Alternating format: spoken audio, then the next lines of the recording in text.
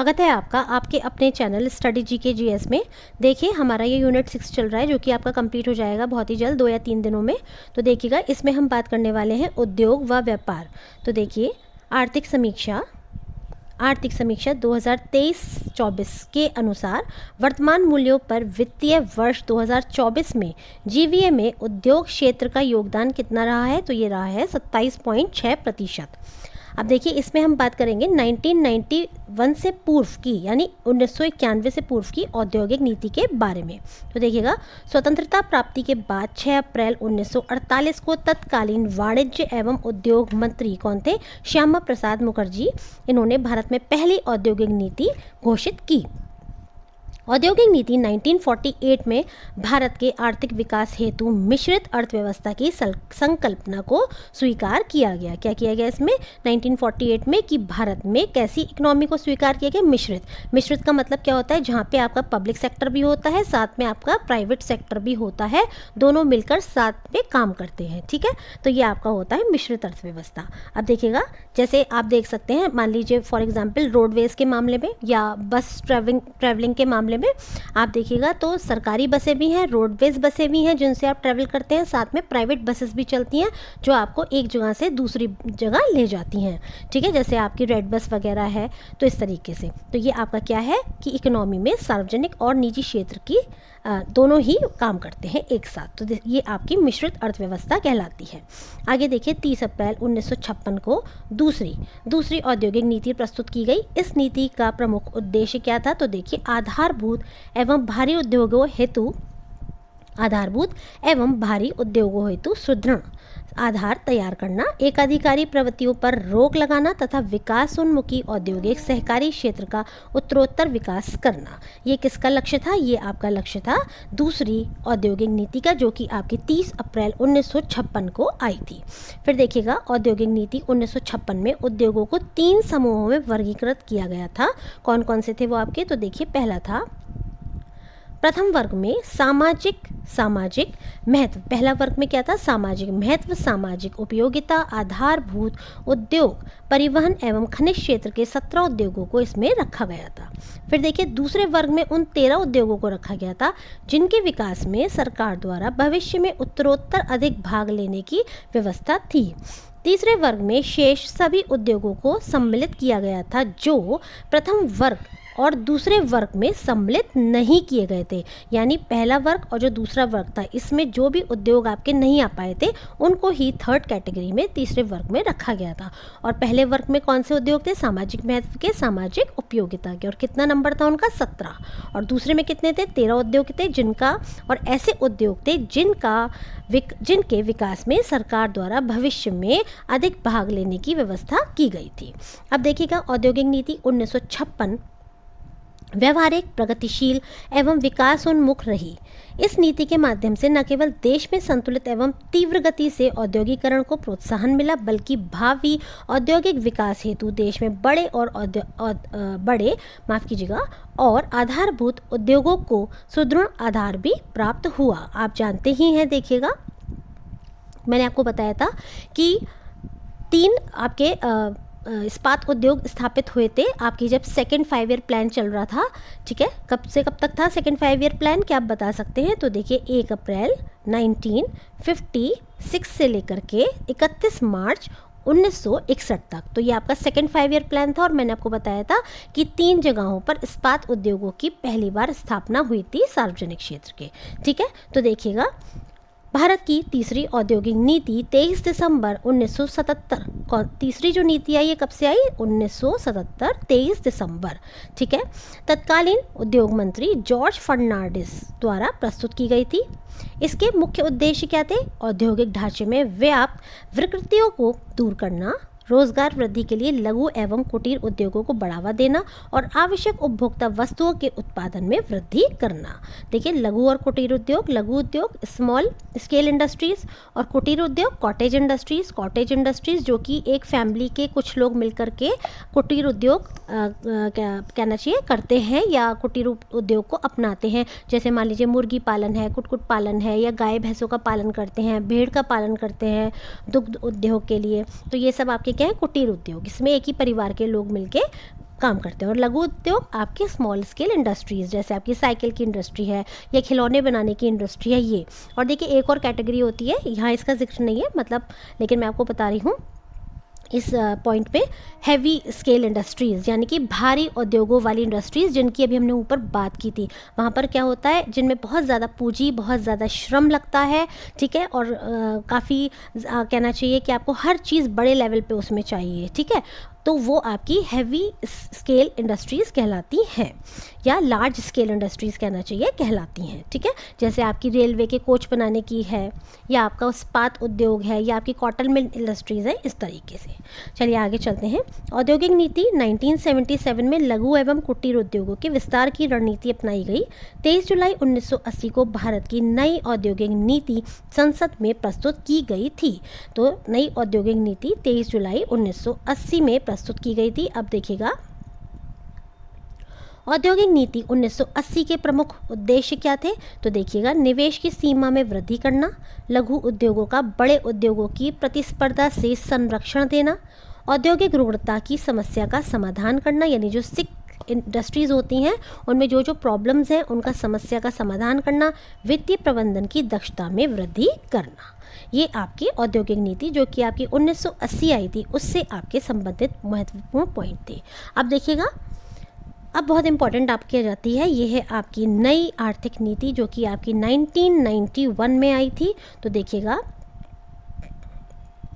इस नीति के 3 प्रमुख आयाम हैं, कौन कौन से, प्राइवेटाइजेशन यानी निजीकरण, लिबरलाइजेशन यानी कि उदारीकरण, और ग्लोबलाइजेशन यानी कि वैश्वीकरण। तो देखिए, नई आर्थिक सुधार नीति 1991 ईस्वी के प्रमुख क्षेत्र थे कौन से, तो देखिएगा, राजकोषीय नीति, मौद्रिक नीति, मूल्य निर्धारण नीति, विदेश व्यापार नीति, औद्योगिक नीति, विदेशी विनियोग नीति और सार्वजनिक क्षेत्र नीति, ठीक है, ये इसके प्रमुख क्षेत्र थे। उसके बाद देखिएगा, राजकोषीय नीति 1991 के तहत मुख्यतः 4 कदम उठाए गए थे, कौन कौन से, तो देखिए, सार्वजनिक व्यय को सख्ती से नियंत्रित करना, सार्वजनिक व्यय को सख्ती से नियंत्रित करना। दूसरा था आपका, देखिएगा, सार्वजनिक व्यय को सख्ती से नियंत्रित करना। दूसरा था कर एवं कर भिन्न राजस्व को बढ़ाना। तीसरा था केंद्र और राज्य सरकारों पर राजकोषीय अनुशासन लागू करना। चौथा था अनुदान राशि में कटौती करना। फिर देखिएगा, मौद्रिक नीति आपकी जो 1991 में आई थी, देखिए ये तो थी हमारी राजकोषीय नीति 1991 में, और अब हम बात कर रहे हैं मौद्रिक नीति 1991 के तहत स्फीतिकारी दबावों के लिए प्रतिबंधात्मक उपाय किए गए। सार्वजनिक क्षेत्र के लिए आरक्षित क्रियाओं का दायरा सीमित कर दिया गया तथा उक्त क्षेत्र में निजी क्षेत्र को अनुमति दी गई। 24 जुलाई 1991 को तत्कालीन प्रधानमंत्री पीवी नरसिम्हा राव ने नई औद्योगिक नीति 1991 की घोषणा की। आगे देखिएगा, नई औद्योगिक नीति के माध्यम से औद्योगिक लाइसेंसिंग प्रणाली का न्यूनीकरण, ठीक है, नई औद्योगिक नीति 1991 की यहाँ बात हो रही है, इसके माध्यम से औद्योगिक लाइसेंसिंग प्रणाली का न्यूनीकरण, औद्योगिक नियंत्रणों एवं नौकरशाही के अनावश्यक हस्तक्षेप को समाप्त करने की रणनीति अपनाई गई। नई औद्योगिक नीति के प्रमुख उद्देश्य कौन कौन से हैं, देखिए, उत्पादन में निरंतर वृद्धि को बनाए रखना, रोजगार के अधिक अवसर सृजित करना, मोर एम्प्लॉयमेंट, भारतीय उद्योगों को या की प्रतिस्पर्धात्मक क्षमता में वृद्धि करना तथा भारतीय उत्पादों को अंतर्राष्ट्रीय प्रतिस्पर्धा के लिए सक्षम बनाना। अगला है निजी क्षेत्र को अधिक स्वायत्तता प्रदान करना। उसके बाद आपका अगला है सार्वजनिक, निजी एवं सहकारी क्षेत्र के सभी उद्योगों को अपने कार्य निष्पादन में सुधार लाने तथा उसके वृद्धि के लिए प्रोत्साहन करना। तो ये आपका 5वां पॉइंट था, यानी सार्वजनिक, निजी और सहकारी क्षेत्र के सभी उद्योगों को अपने कार्य निष्पादन में सुधार लाने तथा उसके वृद्धि के लिए प्रोत्साहन करना। आगे देखिएगा, उपयुक्त उद्देश्यों को प्राप्त करने के लिए औद्योगिक नीति 1991 में 4 प्रमुख नीतिगत कदम उठाए गए। पहला है सार्वजनिक क्षेत्र का संकुचन, यानी कि जो आपके निजी क्षेत्र हैं एक तरह से कह सकते हैं उनको बढ़ावा देना। लाइसेंसिंग प्रणाली का उदारीकरण, यानी कि पहले जो लाइसेंसिंग प्रक्रिया थी, यदि कोई व्यक्ति अपना कोई बिजनेस करना चाहता है या कोई भी काम करना चाहता है तो लाइसेंसिंग का जो प्रोसेस था बहुत टिपिकल था, तो उसको थोड़ा सा इन्होंने क्या करा, लिबरलाइज करा। इसी को हम लिबरलाइजेशन कहते हैं। विदेशी निवेश को प्रोत्साहन देना, ठीक है, फॉरेन इन्वेस्टमेंट को प्रोत्साहन देना अपने देश में, और MRTP एक्ट 1969 की समाप्ति। किसकी? MRTP act. इसका फुल फॉर्म है मेरे ख्याल से monopoly and restricted trade practices. ठीक है, मोनोपोली रेस्ट्रिक्टेड ट्रेड प्रैक्टिसेस। अब देखिएगा, औद्योगिक नीति 1991 में सार्वजनिक क्षेत्र के लिए आरक्षित उद्योगों की संख्या को घटाकर मात्र 8 उद्योगों तक सीमित कर दिया गया था। उल्लेखनीय है कि वर्तमान में केवल 2 उद्योगों जैसे परमाणु क्षेत्र, परमाणु ऊर्जा एवं रेलवे परिवहन ही सार्वजनिक क्षेत्र के लिए आरक्षित है। इस नीति में उद्योगों की लाइसेंसिंग व्यवस्था को भी उदार बनाया गया तथा मात्र 18 उद्योगों को छोड़कर शेष को लाइसेंसिंग की अनिवार्यता से मुक्त कर दिया गया था।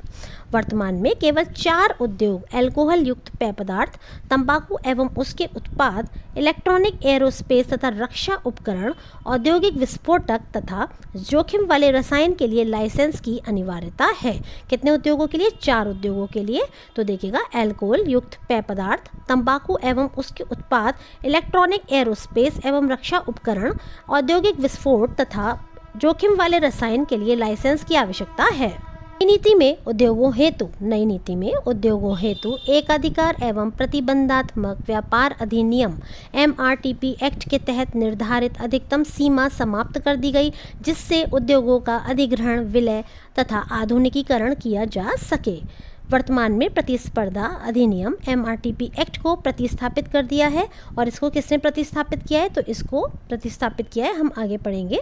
देखिए, इसके अतिरिक्त नई औद्योगिक नीति में विदेशी निवेश को प्रोत्साहित करने हेतु भी अनेक नीतिगत कदम उठाए गए। अब देखिएगा, निर्यात संवर्धन यानी कि एक्सपोर्ट प्रमोशन। देखिए, आप जानते हैं एक देश का जो व्यापार संतुलन होता है उसमें उस देश के एक्सपोर्ट्स का बहुत बड़ा हाथ होता है। यदि किसी देश के व्यापार पॉजिटिव होंगे और इम्पोर्ट्स नेगेटिव होंगे, है ना, या मान लीजिए इम्पोर्ट की तुलना में एक्सपोर्ट ज़्यादा हैं, तो क्या होगा? उसका जो बैलेंस ऑफ ट्रेड होता है वो उसका पॉजिटिव होता है। देखिए, निर्यात संवर्धन से आशय ऐसे सभी सरकारी एवं गैर सरकारी प्रयासों से है जो देश के निर्यात में वृद्धि के लिए किए जाते हैं। स्वतंत्रता प्राप्ति के बाद भारत सरकार ने विदेशी विनिमय की समस्या के समाधान तथा निर्यात संवर्धन पर सुझाव देने हेतु वर्ष 1951 में गोरवाला समिति का गठन किया था। कौन सी समिति का? गोरवाला समिति का गठन किया था 1951 में। गोरवाला समिति ने अपनी रिपोर्ट में निर्यात संवर्धन के लिए विशिष्ट संगठनों की स्थापना तथा आयात प्रतिस्थापना की नीति अपनाने की अनुशंसा की। यानी देखिए, गोरवाला जो समिति थी इसने क्या कहा कि हमें ऐसे स्टेप्स उठाने चाहिए, ऐसे विशिष्ट संगठनों की स्थापना करनी चाहिए जो कि हमारे एक्सपोर्ट को बढ़ाए, एक्सपोर्ट को प्रमोट करने में हेल्प करें, और साथ ही साथ हमें ऐसा भी करना चाहिए जिससे कि हमारा जो आयात है उसको हम कम कर सकें। और किसके द्वारा? हम इंपोर्ट सब्स्टिट्यूशन के द्वारा। इंपोर्ट सब्स्टिट्यूशन का मतलब है आयात प्रतिस्थापन, यानी कि हम उन चीज़ों को जिनका हम इंपोर्ट दूसरे कंट्रीज़ में से करते हैं उनको हम अपने ही कंट्रीज़ में बनाना शुरू कर दें। तो ये आपका आयात प्रतिस्थापन कहलाता है। ठीक है, अब देखिएगा, एक्सपोर्ट प्रोसेसिंग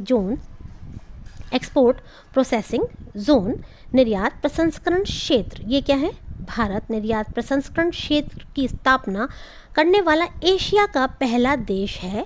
भारत में सबसे पहले 1965 में कांडला में पहला निर्यात प्रसंस्करण क्षेत्र स्थापित हुआ। कहाँ पर? 1965 में कांडला में। ये बहुत इंपॉर्टेंट है, ये आपका प्रश्न अक्सर ही परीक्षा में पूछ लिया जाता है। निर्यात प्रसंस्करण क्षेत्र की स्थापना का मूल उद्देश्य क्या था? मूल उद्देश्य विनिर्मित यानी कि मैन्युफैक्चर्ड गुड्स के निर्यात को बढ़ावा देना। जो मैन्युफैक्चर्ड गुड्स हैं उनके एक्सपोर्ट को बढ़ावा देना आपका XPZ यानी कि EPZ एक्सपोर्ट प्रोसेसिंग जोन का उद्देश्य था। अब देखिएगा, निर्यात प्रसंस्करण क्षेत्र के माध्यम से चयनित वस्तुओं के विश्व स्तरीय उत्पादन एवं निर्यात हेतु सहायक वातावरण का सृजन किया जाता है। आगे देखिएगा, विशेष आर्थिक क्षेत्र यानी कि स्पेशल इकोनॉमिक जोन। भारत में विशेष आर्थिक क्षेत्र SEZ नीति की घोषणा अप्रैल 2000 में की गई थी। इसका मुख्य उद्देश्य क्या था? तो देखिए, देश में उत्पादन यानी प्रोडक्शन और एक्सपोर्ट में आ रहे जो भी अवरोध थे, जो भी कहना चाहिए गतिरोध थे, उन सबको दूर करना और भारत में विदेशी निवेश को आकर्षित करना। वर्ष 2005 में सेज अधिनियम 2005 SEZ यानी कि स्पेशल इकोनॉमिक जोन अधिनियमित हुआ, जो 10 फरवरी 2006 से प्रभावी हो गया। विशेष आर्थिक क्षेत्र होते हैं सेज, वे विशेष आर्थिक क्षेत्र होते हैं, यानी कि स्पेशल इकोनॉमिक जोन नाम से ही पता चल रहा है विशेष आर्थिक क्षेत्र, जहां उत्पादन एवं निर्यात को प्रोत्साहन देने हेतु कर, शुल्क, श्रम, मानक, कोटा आदि प्रावधानों में उदार रुख अपनाया जाता है। भारत का पहला सेज ये कहाँ पर हुआ था? आपका सेज का मतलब है SEZ को सेज बोल रहे हैं, कांडला में ये भी आपका विकसित हुआ था, और आपका EPZ भी पहला कांडला में ही विकसित हुआ था, और कब हुआ था वो? 1965 में। तो देखिएगा 30 अप्रैल 2024 तक की स्थिति के अनुसार भारत में कुल 356 विशेष आर्थिक क्षेत्र अधिसूचित किए जा चुके हैं, जिनमें से सर्वाधिक 57 विशेष आर्थिक क्षेत्र कौन से राज्य में है? तेलंगाना राज्य में है। आगे देखिए, एक्सपोर्ट इंपोर्ट बैंक या निर्यात आयात बैंक, इसकी स्थापना 1 जनवरी 1982 को की गई थी, और इसका उद्देश्य था निर्यातकों, नाम से ही पता चल रहा है, निर्यातकों एवं आयातकों की वित्तीय आवश्यकताओं की पूर्ति हेतु ये बैंक स्थापित हुआ था। अब देखिएगा, इसकी स्थापना भारतीय निर्यात आयात बैंक अधिनियम 1981 के अंतर्गत की गई थी। कौन सा अधिनियम? निर्यात आयात बैंक अधिनियम 1981 के अंतर्गत आपकी 1 जनवरी 1982 को एग्जिम बैंक भी बोलते हैं इसको हम, एक्सपोर्ट इंपोर्ट बैंक, ठीक है, इसकी स्थापना की गई थी। आगे देखिएगा, अब बात करते हैं विदेशी ऋण की। तो देखिए, विदेशी ऋण एक्सटर्नल डेट, देखिए जो हमारे डेट होते हैं यानी कि जो हमारा ऋण होता है, ये मुख्यतः मोटे रूप से 2 प्रकार का होता है। एक होता है आपका इंटरनल, दूसरा आपका होता है एक्सटर्नल। इंटरनल यानी देश के अंदर ही हम जब विभिन्न माध्यमों से ऋण की उगाही करते हैं, यानी सरकार करती है, तो ये कहलाता है आपका इंटरनल। और एक्सटर्नल कौन सा होता है? जब आप विदेशों से ऋण को प्राप्त करते हैं, जैसे मान लीजिए वर्ल्ड बैंक से, या आपका IMF से है, या आपकी एशियन डेवलपमेंट बैंक है, तो इन संस्थाओं के द्वारा, अंतर्राष्ट्रीय संस्थाओं के द्वारा, या आपको कोई दूसरा देश ही ऋण प्रदान करता है, तो ये सब आपके एक्सटर्नल डेट कहलाते हैं। विदेशी ऋण वह ऋण है जो विदेशी दाताओं, व्यक्ति, बैंक, अंतर्राष्ट्रीय वित्तीय संस्थान, सरकार आदि से लिया जाता है। अवधि के आधार पर विदेशी ऋण को सामान्यतः अल्पकालीन एवं दीर्घकालीन, कितने तरह से? अल्पकालीन यानी short term loans and long term loans, यानी कि आपके दीर्घकालीन ऋण में विभाजित किया जाता है। अवधि के अतिरिक्त विदेशी ऋण के स्वरूप के आधार पर बहुपक्षीय यानी मल्टीलेटरल, द्विपक्षीय बायलेटरल, निर्यात ऋण यानी कि एक्सपोर्ट डेट, या आपका वाणिज्य उधारी यानी कि कमर्शियल बोरोइंग्स आदि में विभक्त किया जाता है। विश्व बैंक यानी वर्ल्ड बैंक या अंतर्राष्ट्रीय मुद्रा कोष, IMF, एशियाई विकास बैंक, एशियन डेवलपमेंट बैंक आदि संस्थाओं से प्रदत्त ऋण बहुपक्षीय ऋण होते हैं। कौन से होते हैं? बहुपक्षीय ऋण, जो कि आपके देखिए IMF, वर्ल्ड बैंक या आपके एशियन डेवलपमेंट बैंक जो लोन्स आपके प्रोवाइड करते हैं। आगे देखिए, द्विपक्षीय ऋण सामान्यतः 2 सरकारों के मध्य, बायलेटरल डेट कौन से होते हैं? जो 2 सरकारों के मध्य लिया अथवा दिया जाता है, जैसे जापान द्वारा भारत को दिया गया ऋण, विदेशी सरकार द्वारा किसी अन्य देश के सार्वजनिक उपक्रमों को दिए गए ऋण को भी इसी श्रेणी में सम्मिलित किया जाता है। वाणिज्य उधार के अंतर्गत वाणिज्य बैंकों के ऋण, किस भारत विकास बॉन्ड, वाणिज्य उधार यानी कि कमर्शियल जो आपकी बोरोइंग्स होती हैं उनके अंतर्गत वाणिज्य बैंकों के ऋण, भारत विकास बॉन्ड, विदेशी मुद्रा परिवर्तनीय बॉन्ड, विदेशी निवेशक संस्थाओं के ऋण पत्र आदि आते हैं। वाणिज्य ऋण द्विपक्षीय या बहुपक्षीय दोनों स्वरूप के होते हैं। खरीदारों तथा आपूर्तिकर्ताओं को प्राप्त ऋण निर्यात ऋण की श्रेणी में आते हैं। सरकार द्वारा भारत में विदेशी निवेश एवं व्यापार को सुगम बनाने हेतु पहले से चले आ रहे फेरा, कौन सा? फेरा, FERA 1973, देखिए फॉरेन एक्सचेंज रेगुलेशन एक्ट 1973 के स्थान पर फेमा यानी कि 1999 में क्या आ गया? फेमा आ गया, जिसे हम कहते हैं फॉरेन एक्सचेंज मैनेजमेंट एक्ट, यानी कि देखिए आर की जगह ये एम आ गया आपका, और आर यहाँ था रेगुलेशन से, और एम क्या था आपका? फेमा मैनेजमेंट से, ठीक है। ये कब आया था फेरा? ये आपका 1973 में आया, और आपका जो फेमा है ये आपका आया 1999 में। आगे देखिएगा, प्रत्यक्ष विदेशी निवेश यानी फॉरेन डायरेक्ट इन्वेस्टमेंट FDI। तो देखिए भारत में विदेशी निवेश प्रत्यक्ष विदेशी निवेश एवं विदेशी पोर्टफोलियो निवेश के रूप में आता है। अब देखिए ये आपका क्या है, प्रत्यक्ष विदेशी निवेश यानी कि डायरेक्ट या कहना चाहिए फॉरेन डायरेक्ट इन्वेस्टमेंट, और दूसरा होता है आपका विदेशी पोर्टफोलियो निवेश यानी कि फॉरेन पोर्टफोलियो इन्वेस्टमेंट। तो देखिए सबसे पहले हम देखते हैं विदेशी पोर्टफोलियो निवेश या फॉरेन पोर्टफोलियो इन्वेस्टमेंट। विदेशी पोर्टफोलियो निवेश या foreign portfolio investment stock exchange के माध्यम से किया जाता है। इस निवेश में निवेशक की प्रबंधन की में कोई भूमिका नहीं होती है। पोर्टफोलियो निवेश अस्थिर प्रकृति का होता है तथा अस्थिरता की स्थिति में पूंजी पलायन का भय बना रहता है। प्रत्यक्ष विदेशी निवेश यानी कि आपका FDI किसी कंपनी अथवा इकाई द्वारा किसी दूसरे देश में स्थित कंपनी या इकाई में किया जाने वाला प्रत्यक्ष निवेश है, जिसके तहत आधुनिक प्रौद्योगिकी, उन्नत प्रबंधन तथा उत्पादन प्रविधि के नए तरीके प्राप्त होते हैं। अब देखिए भारत में FDI के दो प्रसिद्ध मार्ग हैं। कौन कौन से? एक तो आपका होता है ऑटोमेटिक रूट यानी स्वचालित मार्ग, और दूसरा होता है गवर्नमेंट रूट यानी कि आपका सरकारी मार्ग। तो देखिए ऑटोमेटिक रूट में क्या होता है, मुंबई मार्ग के नाम से जानते हैं। ऑटोमेटिक रूट को आप किस नाम से जानते हैं? मुंबई मार्ग के नाम से जाना जाता है। स्वचालित मार्ग के अंतर्गत किसी भी प्रकार की पूर्व अनुमति की आवश्यकता नहीं होती, परंतु निवेश को RBI के साथ पंजीकरण कराना पड़ता है। जो निवेश है इसका पंजीकरण किससे कराना पड़ेगा? रिजर्व बैंक ऑफ इंडिया, जो कि भारत का अपेक्स बैंक है। अब देखिए गवर्नमेंट रूट, सरकारी जो ये आपका मार्ग है, इसके अंतर्गत निवेशक को आवेदन करना पड़ता है। इस आवेदन पर आर्थिक मामलों की मंत्रिमंडलीय समिति विचार करती है।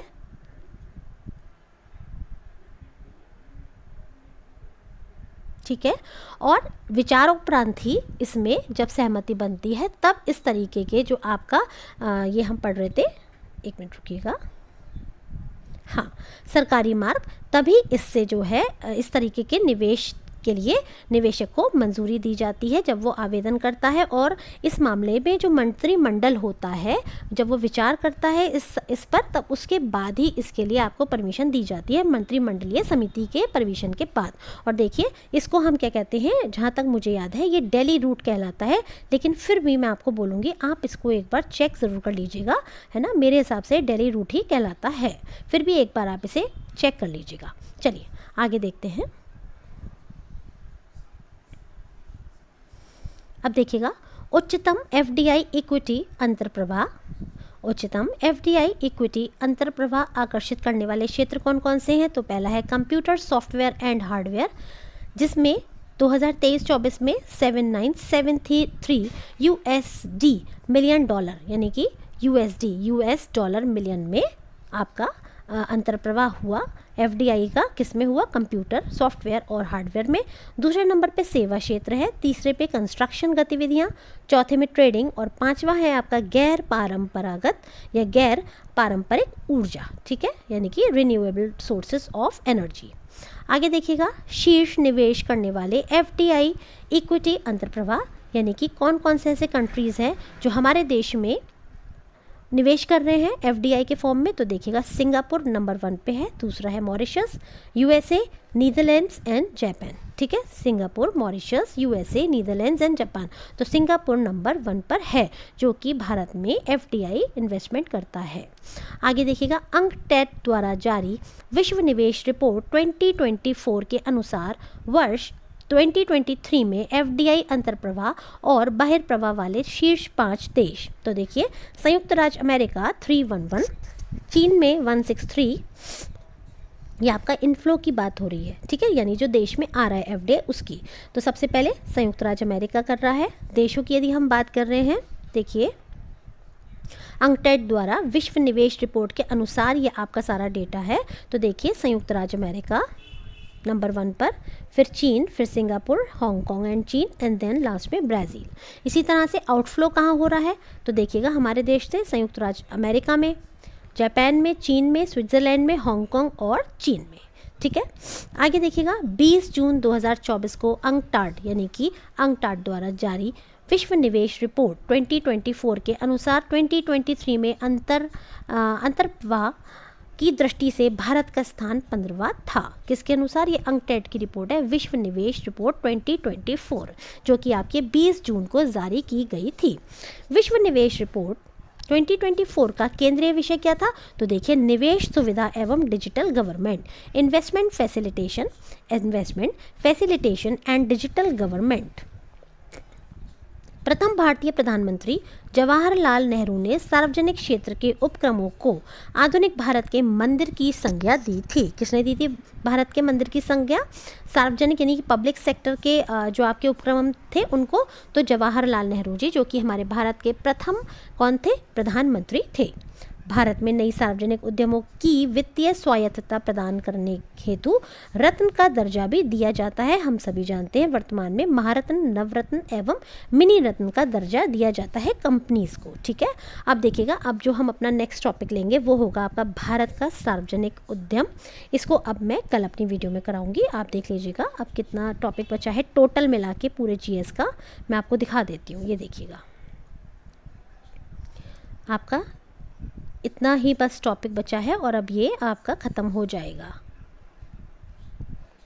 इसमें मुश्किल से मेरे ख्याल से 2 वीडियोस बनेंगी या मैक्सिमम टू मैक्सिमम आपकी 3 वीडियोस बनेंगी। और देखिएगा, ये आपका पेज नंबर 200 है, जो कि आपका लास्ट पेज है, और यहाँ पर आपका जीएस का पूरा पोर्शन ख़त्म हो जाएगा। मेरी वीडियोस को देखने के लिए एवं पसंद करने के लिए तथा अपना सहयोग बनाए रखने के लिए, चैनल को सब्सक्राइब करने के लिए आप सभी का बहुत बहुत धन्यवाद।